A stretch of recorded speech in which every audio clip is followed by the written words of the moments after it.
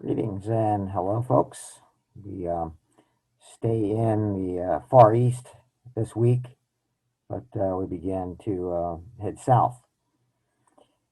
Just a couple housekeeping notes here. Got several housekeeping notes. I'm going to save one till after the lecture, but be careful to watch the lectures. If you do your and peg your study off of them, you will be in good shape for the quizzes, and they'll also be able to set you up for the discussion questions too. Some of the discussion questions, some folks are losing points because I'm not sure what they're looking at. There's certainly some things are not being addressed that I'm actually teaching in the lecture model. So be careful of that. I'll try to keep it as short as possible. I realize that might be it's a little tough to be watching me for the better part of an hour. So I suppose I feel your pain. So, but and then there's something else I want to address regarding the in news when we're done with this. But yes, we are heading into a region that well caused much distress here, dissension in the United States from when we first landed ground troops in Vietnam in 1965 up through the time we left in 1975. Not to digress too much, I think probably a lot of the protests started kicking in maybe 1967, 68. But the first couple years, we were, there was a lot of promises being made about how well we were doing, right? And then suspicion started kicking in as the 60s began to unfold. So, and as we know, after 1975, a lot of navel gazing, long after we left in 75. And to be honest, I, I, I don't think it was until the Persian Gulf War, 1990-91, Desert Storm, that we were able to somewhat leave Vietnam behind. And one of the reasons we did that is we made sure we treated our troops well when they came home. So yeah, it was an area that where some horrible governments emerged, some horrible governments, and some horrible human beings, right? Not unlike which we've already seen, right, with Joseph Stalin and Lenin and Khrushchev and subsequent Soviet leaders, Mao Zedong in China, right? So you have your lecture models.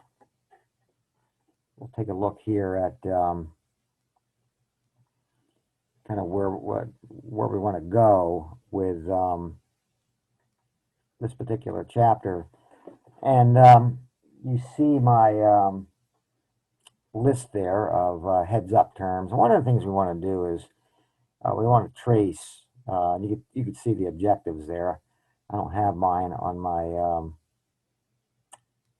my chicken scratch notes here, but you can see the objectives. I know one of them is to trace the history of the region.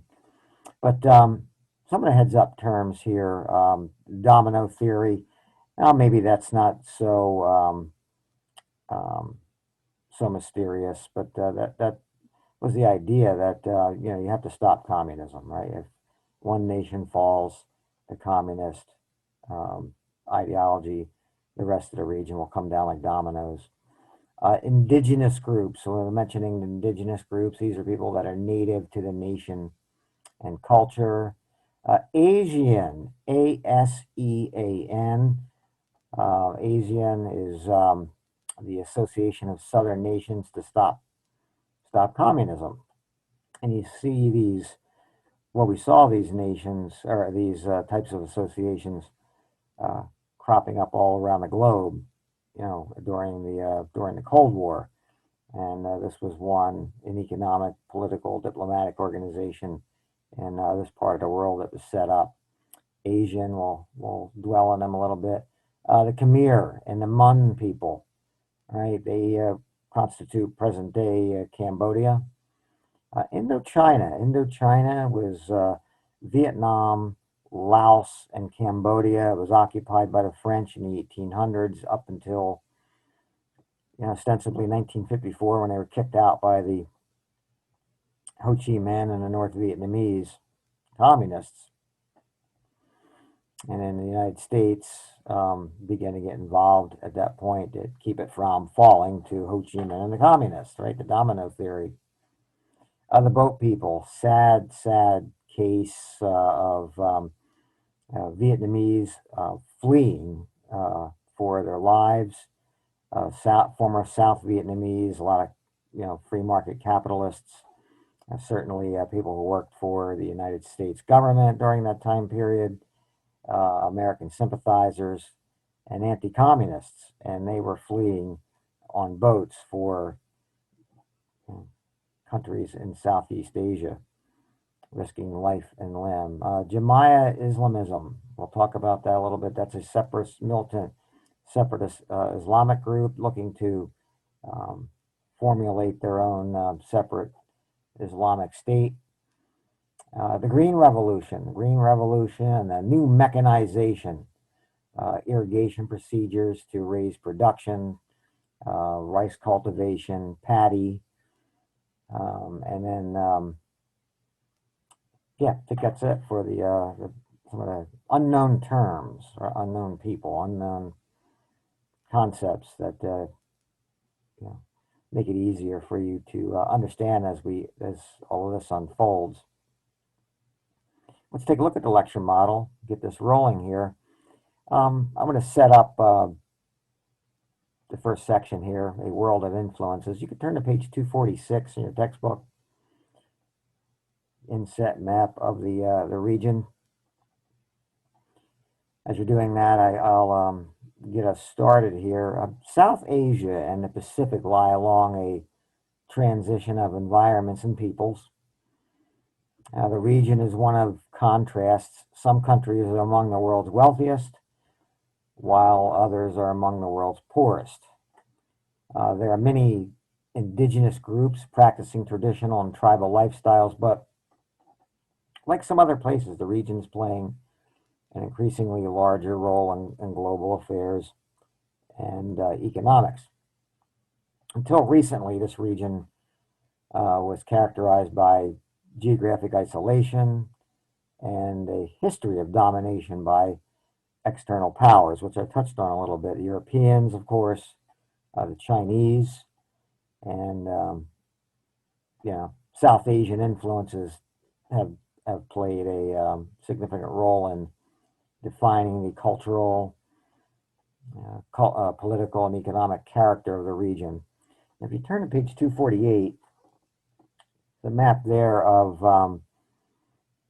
the various, predominantly the European nations that came in and dominated, and it shows you exactly where they were on page 248.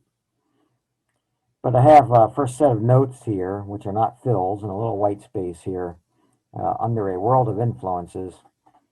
Get you guys started off writing and keep you awake. To combat the U.S. fear of a domino theory, again, that's the spread of communism, as a policy of containment. We talk about containment, and that was a major American policy after the Cold War, containing communism to stop the spread of it. There are numerous ways to do that, but to stop the spread of communism, ASEAN, ASEAN, the Association of Southeast Asian Nations, was established. And you can turn back to page 246.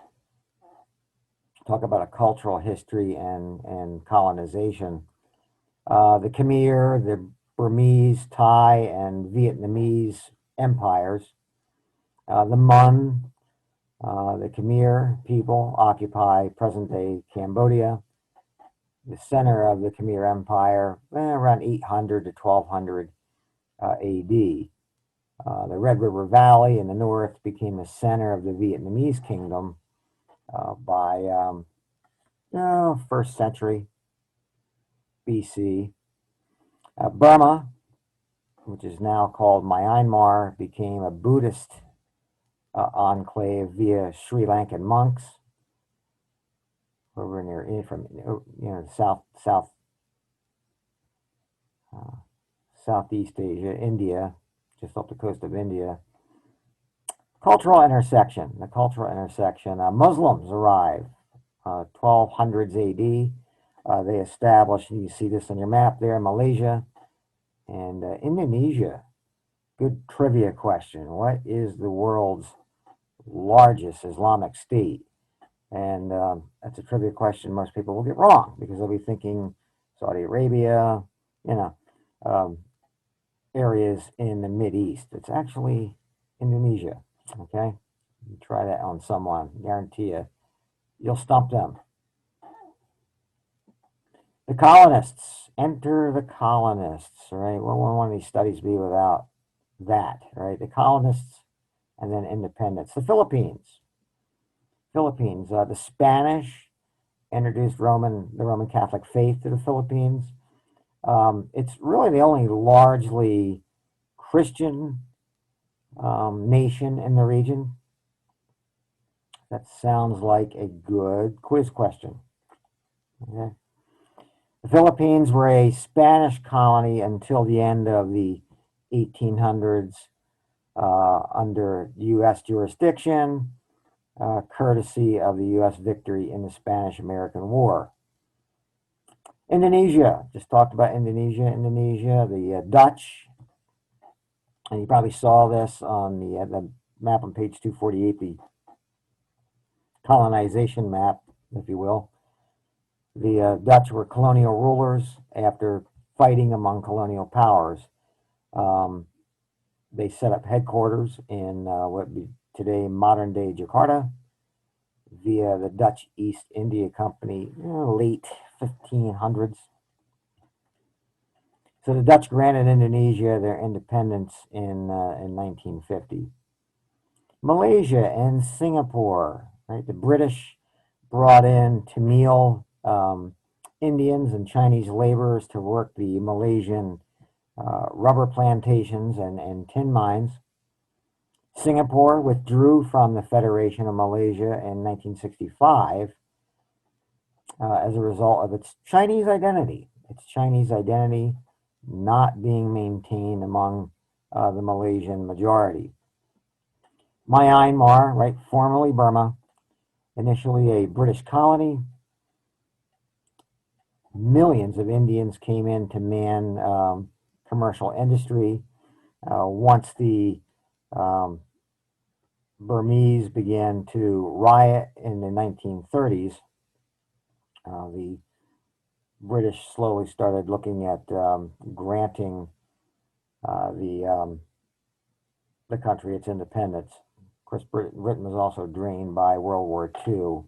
World War II had a lot to do with the independence being granted to a lot of these places because the European powers were, as I said, drained by that, and you had revolutions, and just getting very expensive for the European colonizers to keep it. So late 50s, early 60s, you talk about a domino effect. Gradually, the European colonies were granting these nations their independence. Indochina. This is the area of Vietnam. The war ended with the communist North victorious. Country was reunified under communist rule in 1975. I still remember it as if it was yesterday. The last helicopters in Saigon leaving, and one of the saddest scenes you'll ever see. Just South Vietnamese hanging on to the helicopter, dropping off to their death, trying. I mean, we just couldn't fit any more people in the helicopters. Communists were on their way in, and folks knew what that meant. Thailand, the only country in the region that did not become a European colony. Then you have your Pacific Islands. Your Pacific Islands, the United Kingdom again. England was the first colonizer of the region. I'm going to talk about globalization and local change and see some white space here. Economic links created during the colonial era between Southwest Asia and the rest of the world laid the foundations for current conditions. And you can turn to figure 6.8 as I sneeze. Pardon me.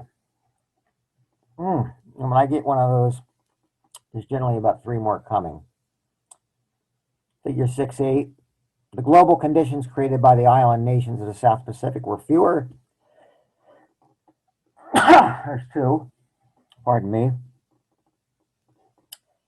So, as a result of that, not to sneeze, but as a result of the global conditions created by the island nations being fewer, pardon me, one more. The foreign impact wasn't as lasting. Population dynamics. You can turn to page 257 here. Figure 6.9. I think 6.9 will work. And urbanization under the communists. That's it. So your first blank there would be de-urbanization. The communists dealt with overcrowding in Ho Chi Minh City, Vietnam, by setting up these economic zones, which meant basically directing Vietnamese families back to their villages. And Ho Chi Minh City, Ho Chi Minh, the leader of the former North Viet Cong communists, they changed the name Saigon, the former South Vietnamese city, headquartered, for the French, the American military. So Ho Chi Minh City was ostensibly changed when the communists took over, or Saigon was changed to Ho Chi Minh City. Chinese business people fled. A lot of persecution going on. You had Chinese business people there, capitalists, Ho Chi Minh, the communists, right? Hate them, big evil. And from 1977 to 1982, you had otherwise known as the boat people, a 5-year period, just fleeing Vietnam and on rafts and boats, and many, unfortunately, falling to their deaths in the ocean, to find freedom. And we'll probably address that. I'm thinking out ahead here how I'm going to address the discussion questions later in the week. And, should we have been in Vietnam? Should we have been there? I mean, there's a lot of places to liberate, right? There's a lot of places to liberate. Where do you stop? But since we were there, the standard of living, certainly for the former South Vietnamese area, has definitely landed into an economic and social, political toilet. And, makes you wonder, the question, should we have left? Should we have done the job, right? There's a lot of questions about how we fought that war, right? Which I'm sure you have heard. Geographic identity. The Chinese make up about 7% of the population. First blank there. Ethnic variety. Chinese communities, therefore, are evident in the entire region. Then you have human rights. Human rights, touched on this at the top. The Khmer Rouge. Khmer Rouge, they ruled Cambodia from 1975 to 1979. 1.7 million died from starvation, disease, or execution, right? Sounds a little bit like the Great Leap Forward, right? Mao's Great Leap Forward with China last time, right? So that's right. 1.7 million people died in that 4-year span due to communist mismanagement and ruthlessness. King Sihanouk has created a tribunal to put those leaders on trial. Well, he did. He 2001, the UN, it's under UN auspices. The UN didn't get around to actually conducting this until 2007, I believe it was. They began it in 2007. And but the thing was, most of the Khmer uh, leaders, had died, and they died in the process. So as of 2012, only two of the top leaders, were actually put in prison.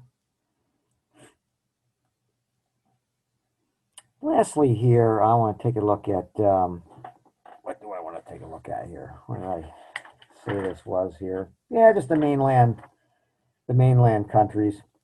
So, free visual types. You want to turn to page 264 again, or 264. And as you're doing that, I'll set this up here. Southeast Asia includes part of the Asian continent as well as numerous islands between the continent and Australia. And obviously, right, the subregion has many cultural fault lines which frictions exist. Of the mainland countries, only Thailand avoided rule by military and communist governments. So prior to 1997, in 1997, there was a economic crash uh, in the region, and Thailand emerged as one of the economic leaders after that of Southeast Asia. Singapore, Brunei have the region's highest GNI and PPP.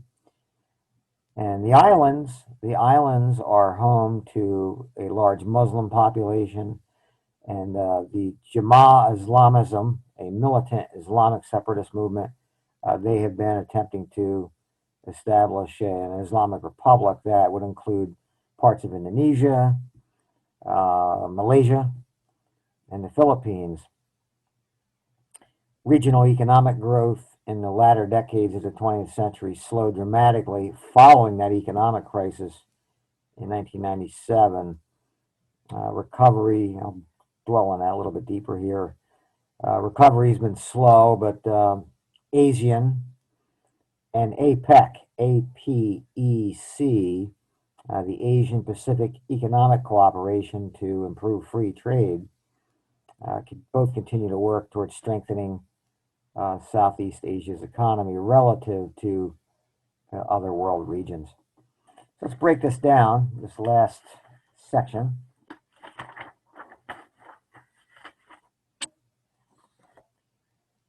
Page 264, you should have that open. The mainland countries, right? Myanmar, Thailand, Cambodia, Laos, and Vietnam. Military and communist governments have kept the area aloof from world trade. I'm going to say this too about the domino theory. The domino theory, we got involved in Vietnam to stop, the nations from falling to communism. And some of the nations did fall, but and some of them already were, run by authoritarian dictators. I would say that the dominoes didn't really fall as much as afterward they rubbed against each other. I mean, the Khmer Rouge, persecuting the Vietnamese refugees in his country, and the other frictions between Laos, Cambodia, Vietnam. So the dominoes kind of rubbed against each other instead of a wider um, effect of communist sympathies in the region. So late 90s, you had an economic crisis, which I talked about. Indonesia, under the Suharto government, Suharto family basically ran the Indonesian government for a very, very long time. But you had a lot of overlending from the banks and government corruption. So 1998, after years of 1999, I guess it was 1999, after years of Portuguese and Indonesian occupation, the East Timor, with UN assistance, gained independence from Indonesia. Brunei, the coast of Borneo, and struck it rich in oil and natural gas during this time period. They gained independence from Great Britain in they gained independence from Great Britain in 1984, but late 90s, early 2000s, kind of discovering oil and natural gas. So the overlending by banks in the late 90s set off a financial crisis in the region, and that, like I said, that fell like dominoes. The economies there. Farming changes in Southeast Asia. The Green Revolution. The Green Revolution began in the mid 1960s. That was basically a combination of new mechanization, and irrigation to raise production. It was basically kicked off by, you don't have to write this down, but kicked off by genetic modification. U.S. food scientists in Mexico discovered this in 1940s, actually, and they discovered too that through this mechanization you have higher yields and seeds, which would produce more wheat, rice and corn. Rice yields were doubled. Rice paddies were doubled from 1969 to 1989 because of this new technology. So there we have it, Southeast Asia. Let's recap. Graphic Organizer is posted. Some of you may already have that out. We're taking a look at the influences in Southeast Asia. We're looking at the domino theory, as a means to curbing the fall of communism. ASEAN was set up, ASEAN. In this region, you have the Khmer, the Burmese, the Thai, Vietnamese empires, old empires. The Muslims get involved in the 1200s AD in Malaysia and Indonesia. Then you have your European colonies, right? The Spanish in the Philippines, the Dutch in Indonesia, the French in Indochina, and the British, right, in Myanmar, formerly Burma. Only Thailand is not affected or colonized. The mainland countries, Myanmar, Thailand, Cambodia, Laos, Vietnam, communism has hindered growth in all but Thailand. Then you have your island countries, right? You have your 90s economic crisis on Indonesia. Oil and gas are found on Brunei, and the Green Revolution was developed. The Suharto government was at the heart, right, of the economic crisis in 1990 via overlending and corruption. Population dynamics. You have economic zones were set up in Vietnam to curb population problems after the communists took over. Persecutions. Vietnam, they had the boat people, right? Ethnic Chinese or business people fleeing from 1977 to 82 was kind of the apex of all that. 75,000 left the country. Cambodia, you had the Khmer Rouge, the Vietnamese and suspected sympathizers of the Vietnamese were killed. 1.7 million died, 1975 to 1979. So 1975 through the early 80s, just a very, very, very dark period for much of that region. Now, up ahead, let's take a look at what we have going here.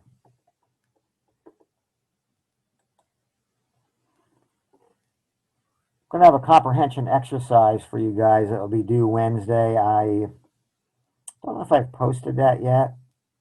I think I did. Let me know if I didn't. If you want to get started on that early, I'll certainly post it by Wednesday. But I think it's posted.